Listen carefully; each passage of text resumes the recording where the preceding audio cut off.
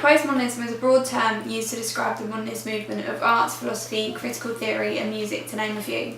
They seem to go against the classical concepts of modernism, but it takes it so far to the extreme that it is classed as being weird for no apparent reason. As the term is so broad, it almost strips away the meaning and therefore makes it meaningless and free for interpretation. It stems from a recognition that reality is not simply mirrored in human understanding of it, but instead is constructed as the mind tries to understand its own particular and personal reality. In the postmodern understanding, interpretation is everything. Reality only comes into being through our interpretations of what the world means to us individually. Postmodernism relies on concrete experience over abstract principles, knowing always that the outcome of one's own experience will necessarily be imperfect and relative, rather than certain and universal. Postmodernism is post because it denies the existence of any ultimate principles. Elements of postmodernism can be identified in almost every music video today, whether it be through intertextual reference, parody, irony or pastiche. Also, music videos can be postmodern through exploiting the female bodies, which tend to be used more often now than ever.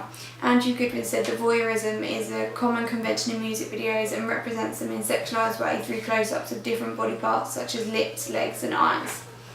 This is evident within my case study of Lady Gaga's song Paparazzi, as she is portrayed in a highly sexualised way, especially with the beginning section of the video where we see her in an intimate relationship with the male character.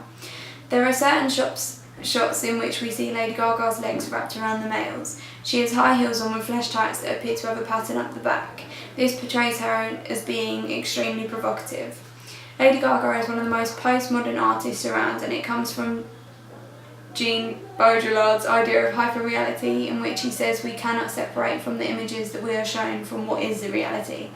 Lady Gaga's name within itself clearly demonstrates hyperreality, as it allows her to have two completely separate lifestyles. Lady Gaga, in that she can be as crazy as she likes in regards to her outfits, styling, music, videos, etc., and actually get away with it, as this is the way that audiences know Lady Gaga, compared to herself and the real name of Stephanie Germanotta.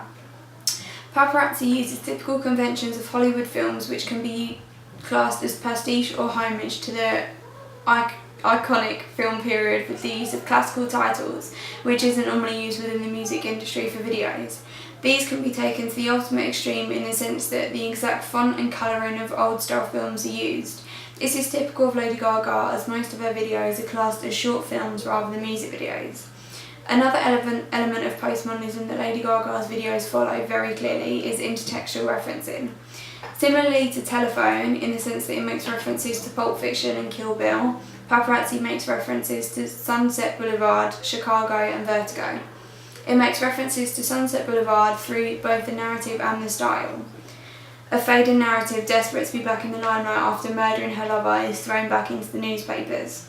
Also, Chicago, because of the overall narrative, which is she murders her lover, which causes her fame and is published all through the media, and also in particular the scene in which Roxy Hart is taken to prison, both of which are shown through lens shots, and some shots are actually in similar positions of Roxy Hart.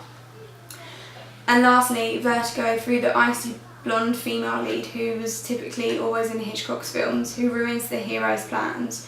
Also again, the lens shots as if photographs are being taken of the characters.